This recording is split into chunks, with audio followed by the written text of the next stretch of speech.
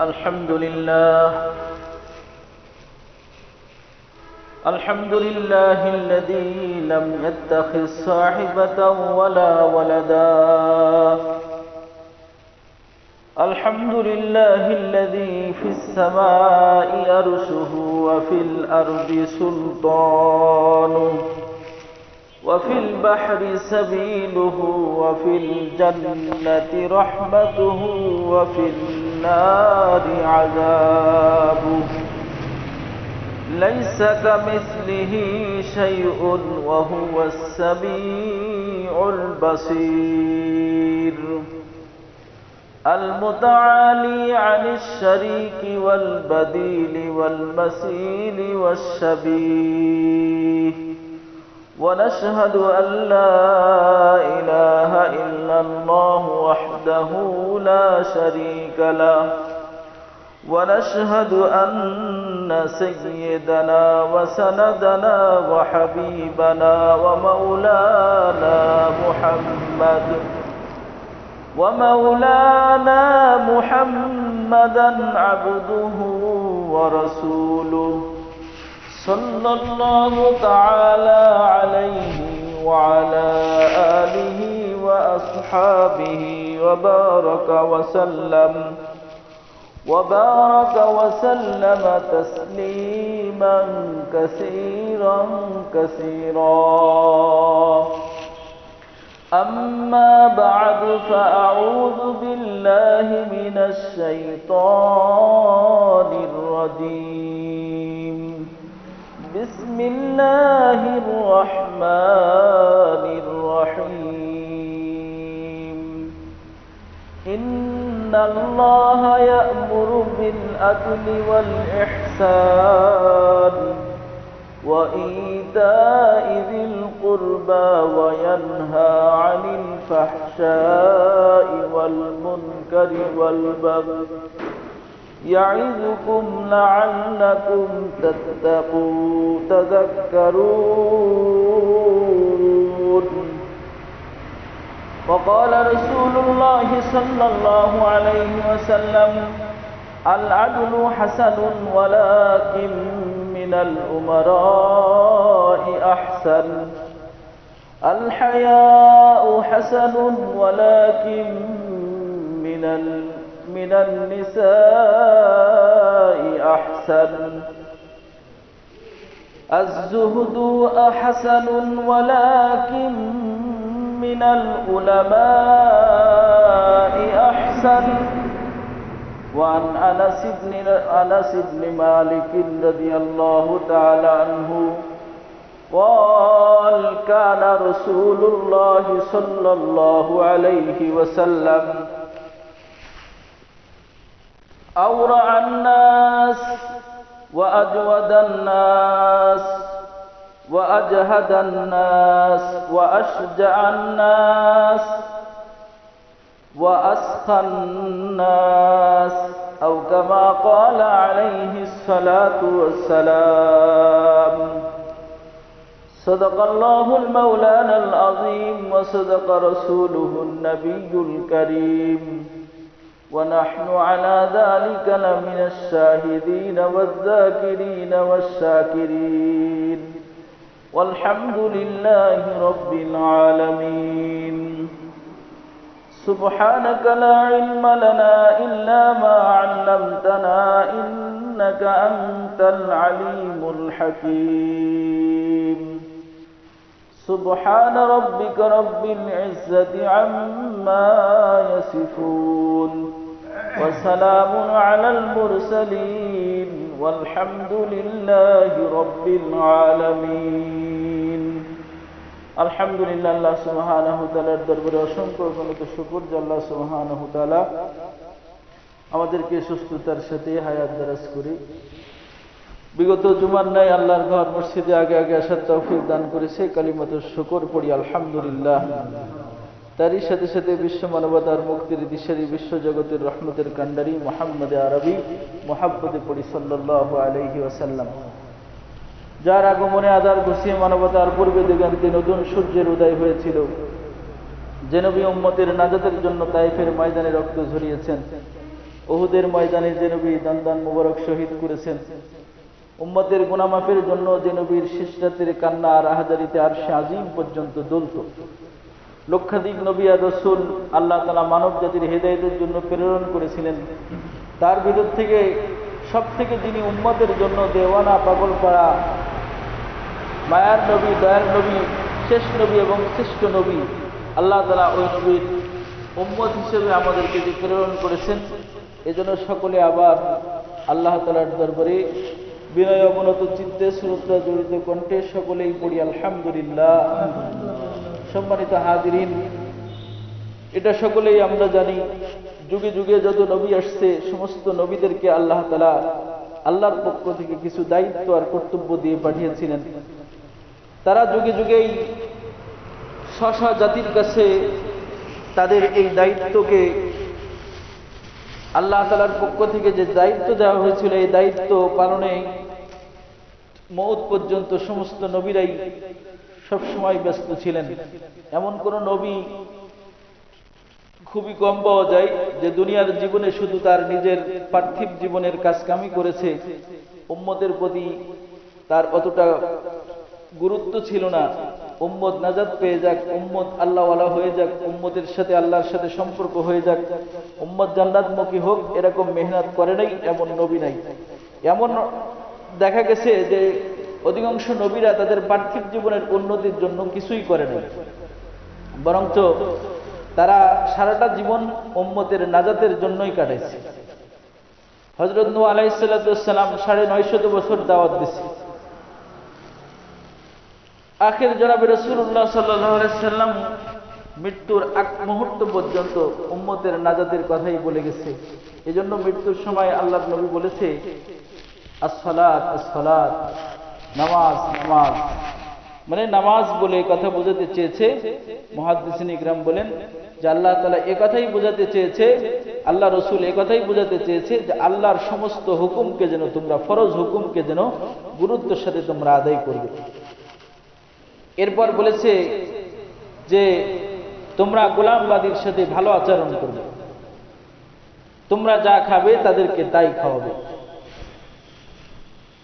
এবং আল্লাহ রসুল এ কথাটা বলে মানুষের হক আদায়ের ব্যাপারেই গুরুত্ব দিয়েছে যে মানুষের হক আদায় করবে, সবার সাথে সৌজন্যমূলক আচরণ করবে।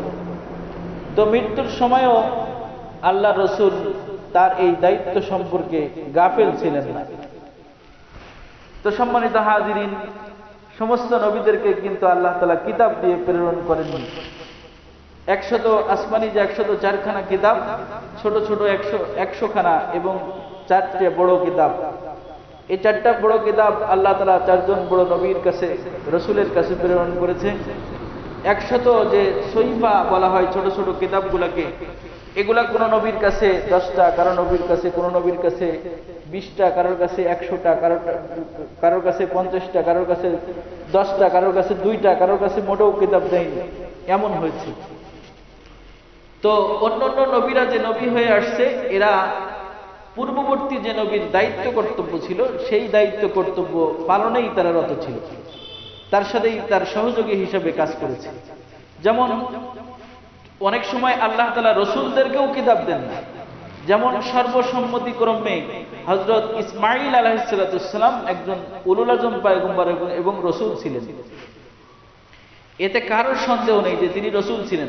অথচ ইসমাঈল আলাইহিস সালামকে পৃথক কোনো সহিফা বা কোনো কিতাব দেওয়া হয়নি। তিনি তার পিতা ইব্রাহিম আলাইহিস সালামকে যে দায়িত্ব কর্তব্য দেওয়া হয়েছিল, এই দায়িত্ব কর্তব্য পালনেই তিনি তার সারাটা জীবন কাটিয়েছেন। তো তারই ধারাবাহিকতায় রাসূল আকরাম সাল্লাল্লাহু আলাইহি সাল্লামকে আল্লাহ তাআলা এমন একটা কিতাব দান করেছেন, যে কিতাবটা সমস্ত আসমানি কিতাবের মধ্যেই সর্বশ্রেষ্ঠ এবং সব থেকেই সমস্ত নবী আর রসুলদের মধ্যে যত কিতাব আসছে, সমস্ত কিতাবের মধ্যে সব থেকে যেটা দামি কিতাব, বড় কিতাব, সেটা হলো কোরআনে কারীম। সুবহানাল্লাহ। আল্লাহ তাআলা এই কোরআন আমার আপনার নবীর কাছে আল্লাহ তাআলা প্রেরণ করেছিলেন। সম্মানিত হাজিরিন, দেখা যায় ছাত্র যেমন থাকে, তো তার ক্লাসের রুটিন এবং বই পুস্তকগুলোও তেমন থাকে। হযরত ইদ্রিস হযরত ইদ্রিস আলাইহিস সালাম সর্বপ্রথম ওনাকে ইদ্রিস বলা হয় এজন্য যে উনি মানুষকে যেমন এখন ক্লাস সিস্টেমে ছাত্রদেরকে শেখানো হয়, উনি এরকম ক্লাস সিস্টেমে মানুষদেরকে শিক্ষা দিতেন, এজন্য ওনাকে ইদ্রিস বলা হয়। যে যিনি দর্স দিতেন, ক্লাস করাতেন, তো এজন্য ওনাকে ইদ্রিস বলা হয়। তো ইদ্রিস আলাইহিস সালাম সর্বপ্রথম মানুষদেরকে এভাবে ক্লাস সিস্টেমে শিক্ষা দান করে পাঠদান করতেন, এই জন্য ওনাকে ইদ্রিস বলা হয়। এরপরে আল্লাহ তাআলা হযরত মুসা আলাইহিস সালামকে পাঠাইছেন। মুসা আলাইহিস সালামকে পাঠাইছেন এমন জাতির কাছে যে জাতির মধ্যে এমন মানুষ ছিল যারা নিজেদেরকে খোদা দাবি করেছে। আল্লাহ তাআলা তো এরকম খোদা দাবি করেছে, এত বড় বিদ্রোহী মানুষের বিরুদ্ধে আল্লাহ তাআলা একজন রাগী নবীকে আল্লাহ তাআলা প্রেরণ করেছে, যার এক থাবায় আজরাইলের একটা চোখও কানা হয়ে গেছে। আর তার আগে একটা থাবা দিছে, তার গোত্রের একজন লোকই মারা গেছিল। এরপর যখন আস্তে আস্তে বাড়তে থাকে, তো হযরত ঈসা আলাইহিস সালামকে প্রেরণ করেছে। ঈসা আলাইহিস সালামকে এমন মুজিজার শক্তি দিয়ে প্রেরণ করছিল যে হযরত ঈসা আলাইহিস সালাম তার কাছে প্রত্যেক দিন মানুষ 50,000 করে রোগী আসতো। উনি 50,000 রোগী প্রত্যেক দিন বিভিন্ন রকম চিকিৎসা দিতেন, যার যে চিকিৎসা বিজ্ঞান তখন পর্যন্ত আবিষ্কার হয়নি। যেমন ধবল রোগী, শ্বেত রোগ, যার শরীর সাদা হয়ে যায়, এটার উনি হাত বোলাই দিতেন, সাথে সাথে ভালো হয়ে যেত। জন্ম অন্ধকে উনি ভালো করতেন, মরা মানুষ জীবিত করতে পারতেন। আল্লাহ তাআলা ওনাকে এমন অনেক কিছুই মুজিজা দিয়ে প্রেরণ করেছিলেন। আখির জনাবে রাসূলুল্লাহ সাল্লাল্লাহু আলাইহি সাল্লামকে এমন মুজিজা দিয়ে প্রেরণ করেছে যে মুজিজার সংক্ষিপ্ত নাম হলো আল কোরআন, যার সামনে তৎকালীন যুগের বড় বড় সাহিত্যিক কবিরা পর্যন্ত হার মানে গেছে।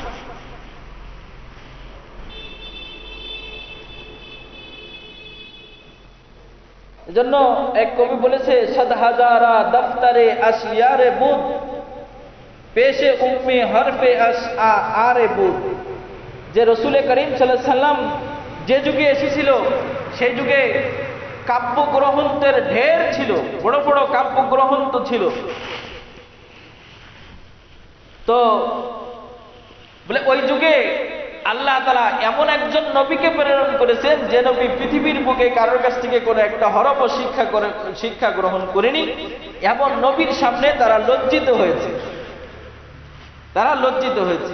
সম্মানিত হাজিরিন, কোরআনটা যদিও আসমানি কিতাব, যত বড় বড় 4খানা আসমানি কিতাব, তাওরাত কিতাব ছিল 1000 সূরা ছিল, তাতে প্রত্যেক সূরার মধ্যে 1000 করে আয়াত ছিল। যে কিতাবটা তাফসীরে মাদারিকের মধ্যে লিখেছেন, তাওরাত কিতাব বহন করতে 70টা উট লাগতো। মুসা আলাইহিস সালামকে যেদিন তাওরাত কিতাব দেবে, উনি তুর পাহাড়ে গিয়েছিলেন, তার সাথে 70 জন বনি ইসরাইল নিয়ে উনি তাওরাত আনতে গিয়েছিলেন। এত বড় আসমানি কিতাব, অথচ আমাদের 30 পারা কোরআন।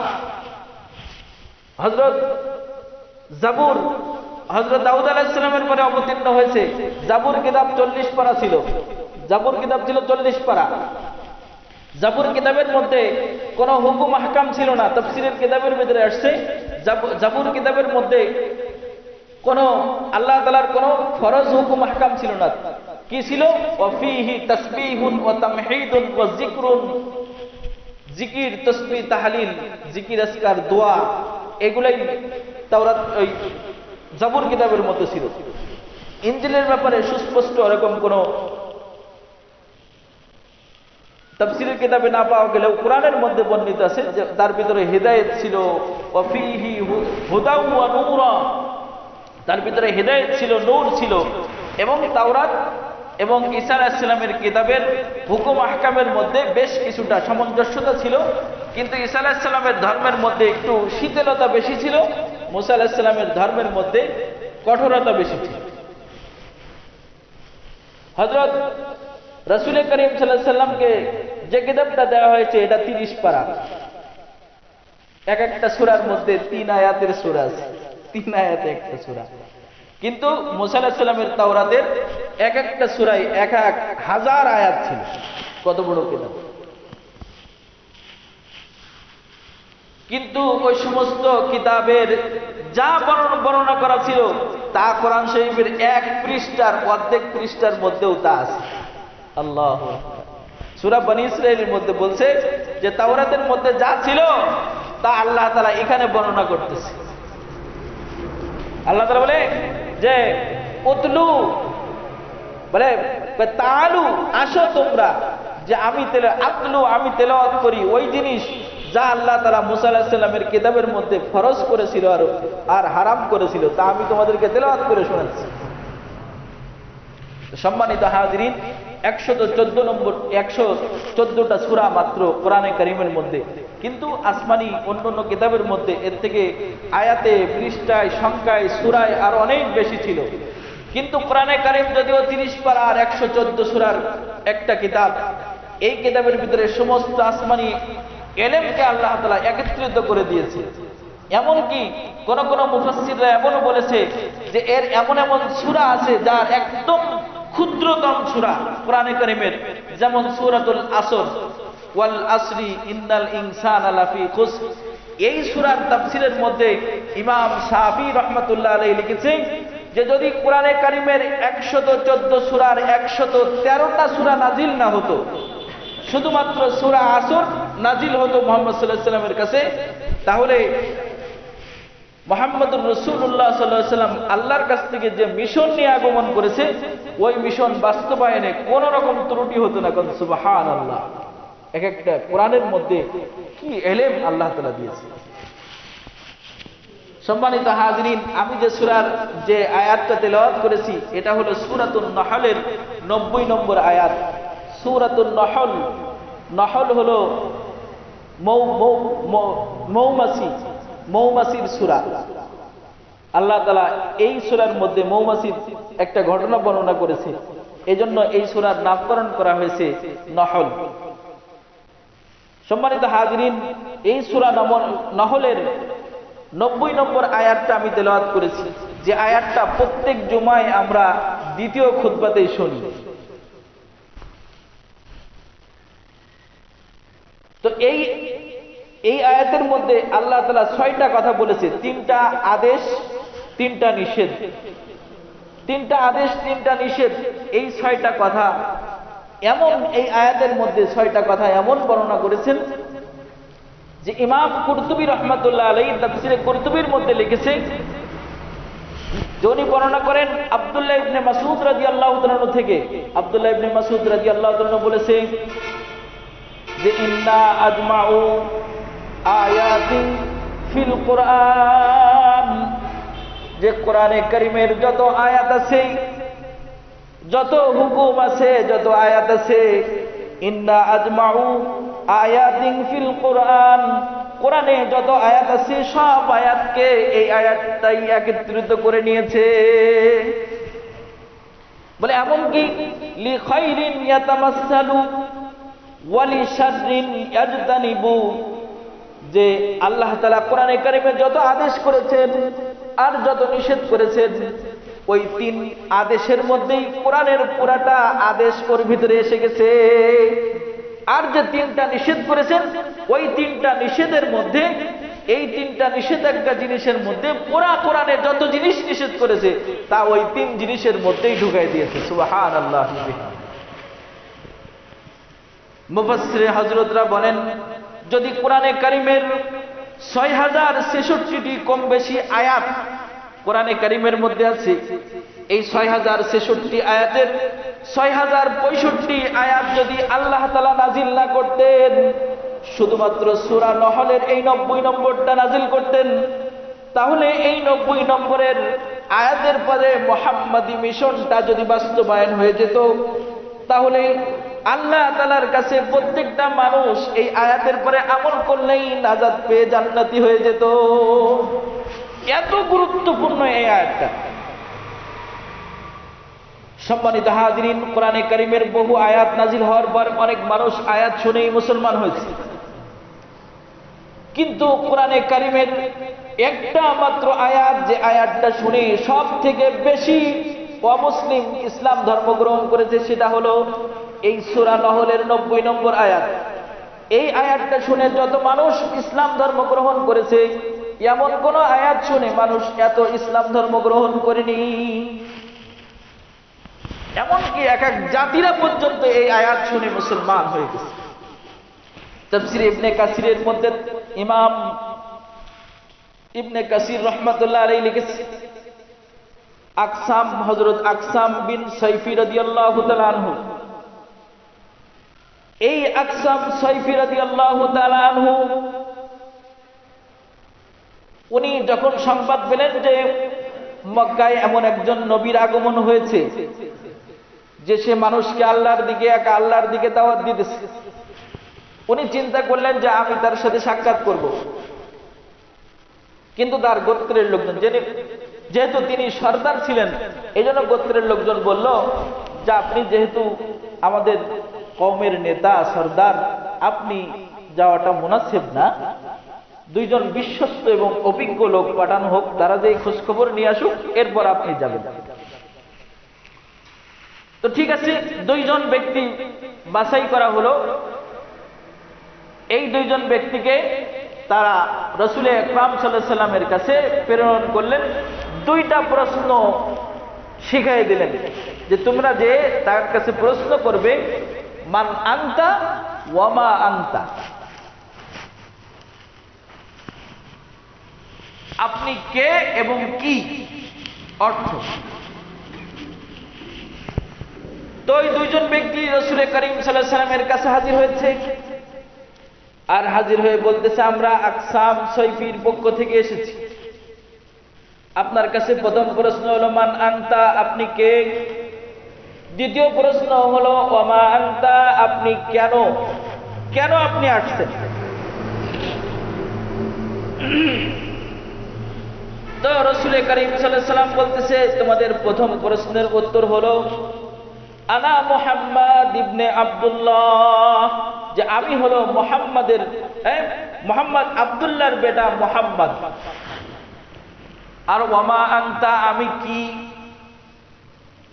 কেন এসেছি, এর উত্তর হলো যে আনা মুহাম্মাদুর রাসূলুল্লাহি ওয়া আবদুহু, আমি হলো আল্লাহর বান্দা এবং তার প্রেরিত রাসূল। সুবহানাল্লাহ। এই আয়াতটা যখন এই উত্তর যখন হয়ে গেল, তখন রাসূল করিম সাল্লাল্লাহু আলাইহি ওয়াসাল্লাম সূরা নাহলের এই 90 নম্বর আয়াতটা ওদের তেলাওয়াত করে শোনালেন। ইন্নাল্লাহা ইয়া'মুরু বিল আদলি ওয়াল ইহসান ওয়া ইতা'i যিল কুরবা ওয়া ইয়ানহা আনিল ফাহশাই ওয়াল মুনকারি ওয়াল বাগই ইয়া'iযুকুম লা'আল্লাকুম তাযাক্কারুন। এই আয়াতটা যখন তেলাওয়াত করলেন, উপস্থিত দুইজন ব্যক্তি বলতেছে আপনি যেটা তেলাওয়াত করেছেন এটা আবার একটু পুনরায় তেলাওয়াত করেন। রাসূল তারা একবার তেলাওয়াতের জন্য রিকোয়েস্ট করলো, রাসূল কয়েকবার তেলাওয়াত করলেন। যেহেতু তারা অত্যন্ত বেরেনি এবং বিচক্ষণ ব্যক্তি, এজন্য বারবার তেলাওয়াত শুনে আয়াতটা মুখস্থ হয়ে গেছে, আয়াতটা মুখস্থ করে নিল। সম্মানিত হাজিরিন, আল্লাহ তাআলা আয়াতের মধ্যে কি বলতেছে একটু শুনি। ইন্নাল্লাহা ইয়া'মুরু বিল আদলি, নিশ্চয় আল্লাহ নির্দেশ করেন ইনসাফ করতে, বিল আদল, আদল মানে ইনসাফ, ওয়াল ইহসান, মানুষের প্রতি দয়া করার নির্দেশ দিতেছে।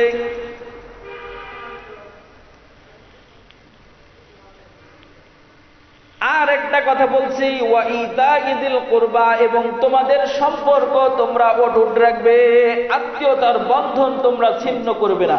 ওয়া ইতা'i যিল কুরবা, আত্মীয়তার বন্ধন তোমরা ছিন্ন করবে না। এই তিনটা হলো আদেশ। ওয়া ইয়ানহা আনিল ফাহশা, অশ্লীলতা থেকে আল্লাহ তাআলা নিষেধ করে তোমরা অশ্লীল কাজ করো না। ওয়াল মুনকার, আল্লাহর অবাধ্য হবে না, গরিহিত কাজ তোমরা করবে না। ওয়াল বাগি, কোন বিষয় তোমরা বিদ্রোহী হবে না।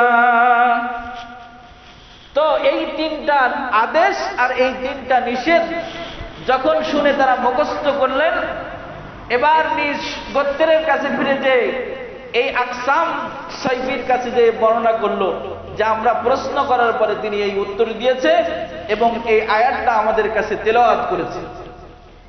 এই আয়াত যখন তিনি শুনলেন, বললে যে এটা যার মিশন হলো এই আয়াত, তিনটা আদেশ আর তিনটা নিষেধ, যে কথাটা সে শুনিয়েছে এতে বোঝা যায় সে মিথ্যুক হতে পারে না, তার ধর্ম মিথ্যা হতে পারে না। অতএব তোমরা যত তাড়াতাড়ি পারো তার হাতে যে ইসলাম ধর্ম গ্রহণ করো। তার এক কথাই তার গোত্রের সমস্ত মানুষ এসে ইসলাম ধর্ম গ্রহণ করেছে। সুবহানাল্লাহ।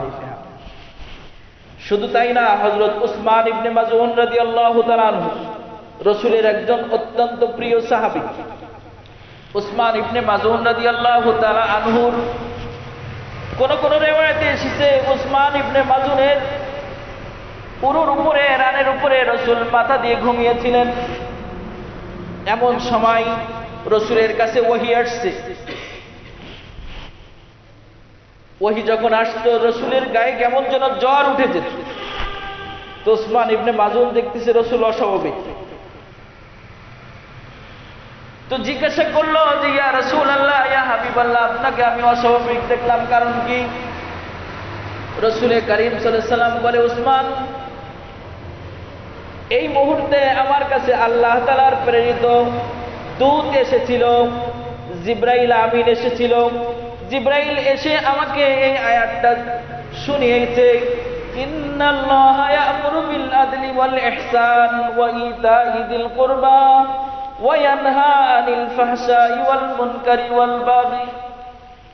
এই তিনটা আদেশ আর তিনটা নিষেধ আমাকে জানিয়ে গেল, আর বলে গেল ওয়া হুয়া ইয়াইযুকুম লাআল্লাকুম তাযাক্কারুন। আর এই তিনটা আদেশ তিনটা নিষেধ আল্লাহ তোমাদেরকে ওয়াজ করতেছে, ওয়াজ ওয়া হুয়া ইয়াইযুকুম, তোমাদেরকে ওয়াজ করতেছে, নসিহত করতেছে, যাতে তোমরা এটাকে স্মরণ রাখো, এ কথা যেন তোমরা ভুলে যেও না। তো উসমান ইবনে মাযউন বলতেছে, পূর্ব থেকে যদিও আমি ইসলাম ধর্ম গ্রহণ করেছিলাম, কিন্তু আমার অন্তরে এখনো ইসলাম বদ্ধমূল হয়নি। আমি আমার বন্ধু বান্ধবের সামনে লজ্জায় পড়ে, চাপে পড়ে ইসলাম ধর্ম গ্রহণ করেছিলাম, আমার অন্তরে ইসলাম ধর্ম তখনও বিদ্যমান হয়নি। তো এই আয়াত শোনার পরে ইসলাম ধর্ম আমার অন্তরে বিদ্যমান হয়ে গেছে। সুবহানাল্লাহি ওয়া বিহামদি। সম্মানিত হাজিরিন, সাহাবায়ে কেরাম রাদিয়াল্লাহু আনহুদের অন্তর এমন ছিল যে, আর কোরআনের এটা তাসির, কোরআনের একটা ক্রিয়া এমন যে কোরআন শুনলেই প্রত্যেকটা মানুষের অন্তরে যেন এমনই যে প্রতিক্রিয়া সৃষ্টি হয়। যার অন্তরে এমন সৃষ্টি হয় না, বুঝতে হবে তার ঈমান একদম জিরোর কোটে আছে। কারণ এটাও আমার কথা না, এটা আল্লাহ তাআলা বলে, ইন্নামাল মুমিনুনা আল্লাযীনা ইযা যুকিরাল্লাহু ওয়াজিলাত কুলুবুহুম ওয়া ইযা তুলিয়াত আলাইহিম আয়াতুহু যাদাতুহুম ঈমানা। প্রকৃত মুমিন তারা, যাদের সামনে কোরআনে কারীমের তেলাওয়াত হয় আর তাদের অন্তর প্রকম্পিত হয় এবং তাদের ঈমান বর্ধিত হয়ে যায়। সুবহানাল্লাহি ওয়া বিহামদিহি। তারাই প্রকৃত ঈমান। সম্মানিত হাজিরিন, শুধু তাই না, উসমান ইবনে মাযউন বললেন যে এই আয়াতটা শোনার পরে আমার অন্তরে ইসলাম বদ্ধমূল হয়েছে। এ তো গেল দুইজন আল্লাহর প্রিয় বান্দা, কিন্তু ইসলাম এবং আল্লাহ রসুলের দুশমন একজন ওয়ালিদ বিন মুগীরা। এই ওয়ালিদ বিন মুগীরাও বলতেছে, এই আয়াত তেলাওয়াত যখন রসুলের জবানে সে শুনেছে, তখন সে বলতেছে, তার সহপাঠীদের কাছে যে বলতেছে যে, ওয়াল্লাহি, আল্লাহর কসম, লা হালাওয়াতুন ফিহা, মুহাম্মদ আজকে যা তেলাওয়াত করেছে তার ভিতরে একটা বড়ই মিষ্টতা রয়েছে, এমন কথা আমি শুনেছি। ওয়ালা তালাওয়াতুন ফিহা, এবং তার ভিতরে কেমন যেন একটা রৌনক, যে অন্তরে শোনার সাথে সাথে অন্তরের মধ্যে একটা উজ্জ্বলতা তৈরি হয়েছে। এমন কথা আমি জীবনে কোনোদিন কারোর মুখে শুনি নাই। আমি বহু কাব্য গ্রন্থ পড়েছি, বহু কবির কবিতা শুনেছি, কিন্তু আজকে মুহাম্মদ ইবনে আব্দুল্লাহর জবানে যা শুনলাম এটা আর কারোর মুখে আমি কোনোদিন শুনিনি। ওয়ামা হুয়া বি সাহিরিন আলিম, এবং আমি সাক্ষ্য দিতেছি আল্লাহর কসম, সে জাদুকর হতে পারে না। সুবহানাল্লাহ। একজন বিধর্মী, একজন আল্লাহ রসুলের দুশমন, তার বক্তব্য। এই আয়াত শুনে সম্মানিত হাজরিন, এই আয়াতটা কোরআনে কারীম এবং মুহাম্মদী সাল্লাল্লাহু আলাইহি সাল্লামের মিশন হলো এই আয়াত, যে তিনটা আদেশ, তিনটা নিষেধ। তিনটা আদেশ হলো ইন্নাল্লাহা ইয়া'মুরু বিল আদল, ইনসাফ করবে তোমরা। এই ইনসাফ, আদল শাব্দিক অর্থ হলো ইনসাফ। আর এটা যখন বিভিন্ন মানুষের সাথে এটা সম্পৃক্ত হয় তখন তার অর্থটা ভিন্ন ভিন্ন রূপ নিয়ে এর বহিঃপ্রকাশ ঘটে। যেমন আল্লাহ রসুল এক হাদিস শরীফের মধ্যে বলেছে যে আল আদলু হাসানুন, নিশ্চয় ইনসাফ করা, ন্যায় বিচার এটা উত্তম জিনিস। ওয়ালাকিন মিনাল উমারাই আহসান, কিন্তু আমির উমারা, রাজা, বাদশাহ, বিচারকদের পক্ষ থেকে যদি ইনসাফ হয় তাহলে এটা আল্লাহর আদালতে আরো বেশি দামি। এজন্য কবি বলেছে যে তাওয়াজু জেকারদান ফারাজানে কুজ গদাগার তাওয়াজু কুনাদ কোয়েউজ, বলতেছে যারা অহংকারী তাদের কাছ থেকে যদি বিনয়ী পাওয়া যায় ওই বিনয়ীর অনেক মূল্য। ফকির যদি বিনয়ী দেখায়, ভিক্ষুক যদি বিনয়ী দেখায় তো এটা তো তার স্বভাব, এটা তার কি স্বভাব। একজনের দাঁত এরম বেরোই থাকে, এরম বেরোই থাকে, ও না বন্ধ করতে হাসতেছি না কাঁদতেছিস, বলতে আমার এইরকমই ভাব, তো ওর আর হাসি আর কান্না কি? তো ফকিরের তাওয়াজু, বিনয়ী কি, নম্রতা কি? এজন্য আল্লাহ রসুল বলেছে যে আদল, ইনসাফ, ন্যায় বিচার এটা যদি কোনো আমির উমারা, বিচারক, জালেম শাসকদের পক্ষ থেকে যদি পাওয়া যায় এটা আল্লাহর দরবারে অনেক দাম। আল্লাহ রসুল আল আদলু হাসানুন ওয়ালাকিন মিনাল উমারাই আহসান, অতি উত্তম হলো বিচারকদের কাছ থেকেই যদি পাওয়া যায়। আল হায়াউ হাসানুন, লজ্জা বড়ই সুন্দর জিনিস।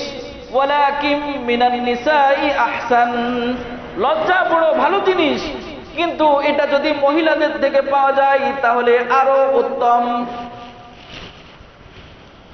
আজ-জুহদু হাসানুন ওয়ালাকিন মিনাল উলামাই আহসান, দুনিয়া বেরাগী, দুনিয়ার প্রতি অনাসক্তি এটা ভালো জিনিস, কিন্তু এটা যদি আহলে ইলমদের থেকে পাওয়া যায় তাহলে আরো অনেক ভালো, অনেক উত্তম, আল্লাহর কাছে অনেক দাম তার। এজন্য রাসূল করিম সাল্লাল্লাহু আলাইহি সাল্লামের ব্যাপারে আনাস ইবনে মালিক রাদিয়াল্লাহু তাআলা বলেন, কানা রাসূলুল্লাহ সাল্লাল্লাহু আলাইহি ওয়াসাল্লাম আ'দালুন নাস, ইনসাফকারী মানুষের মধ্যে সব থেকে ইনসাফকারী ব্যক্তি ছিলেন আপনার আমার নবী মুহাম্মদুর রাসূলুল্লাহ সাল্লাল্লাহু আলাইহি ওয়াসাল্লাম। আজওয়াদুন নাস, বড়ই মুত্তাকি, যত মুত্তাকি আছে দুনিয়ার মধ্যে, পৃথিবীর জন্ম থেকে নিয়ে মৃত্যু পর্যন্ত যত মুত্তাকি আসবে সব মুত্তাকি মানুষের মধ্য থেকে সব থেকে বেশি মুত্তাকি হলো আপনার আমার নবী মুহাম্মদুর রাসূলুল্লাহ সাল্লাল্লাহু আলাইহি ওয়াসাল্লাম।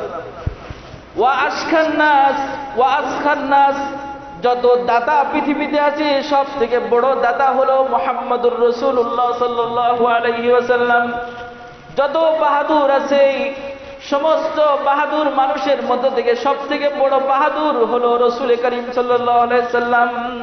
তাকে আল্লাহ তাআলা সর্বগুণে গুণী করে প্রেরণ করেছিলেন। সম্মানিত হাজিরিন, আদল শুধু অন্যের ক্ষেত্রে নয়, আদল, ইনসাফ এটা আমার নিজের ক্ষেত্রে। সর্বপ্রথম আদল হলো, আদলের তাফসীরের কিতাবে ইবনে আরবি, ইমাম ইবনে আরবি তার তাফসিরের কিতাবের মধ্যে লিখেছে আদল ইনসাফের তিনটা তবকা আছে। এক নম্বর হলো বান্দা তার মালিকের সাথে আদল।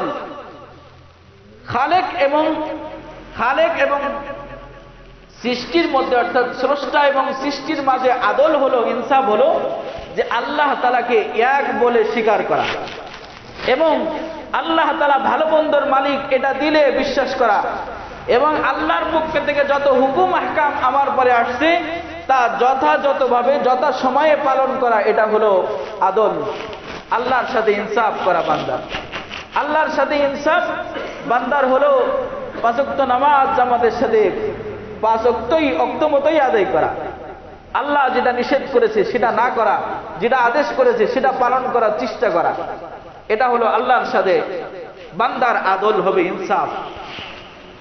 যদি সেটা না করে তাহলে সে জালেম। আল্লাহর আদেশ অমান্য করলে সে যে জালেম হয় তার একটা প্রমাণ হলো, সম্মানিত হাজিরিন, কোরআনে কারীমের মধ্যে বুজুর্গানে দ্বীন লিখেছে, যদিও আদম আলাইহিস সালাম ভুল করে গন্ধম ফল খেয়েছিল, তারপরেও তিনি কি বলেছে? ভুল করে যখন গন্ধম ফল খেলো জাহান্নাম থেকে বলে ইহবিতু মিনহা জামিয়া, তোমরা একত্রে 2 জন বের হয়ে যাও, নেমে যাও জান্নাত থেকে। তো যখন বিবস্ত্র হয়ে গেল জান্নাতের ভিতরে, তখন বুঝতে পারলো যে এটা তো অন্যায় হয়ে গেছে। কিন্তু ইবলিস কি বলে পরামর্শ দিয়েছিল জানেন? বলে তোমরা যদি এটা খাও, সূরা আরাফের মধ্যে আছে, বলে এটা তোমাদেরকে খাইতে নিষেধ করছে কেন জানো? তোমরা যদি খাও লা মালাকুন, অবশ্যই তোমরা ফেরেশতা হয়ে যাবে। তোমরা কি হয়ে যাবে?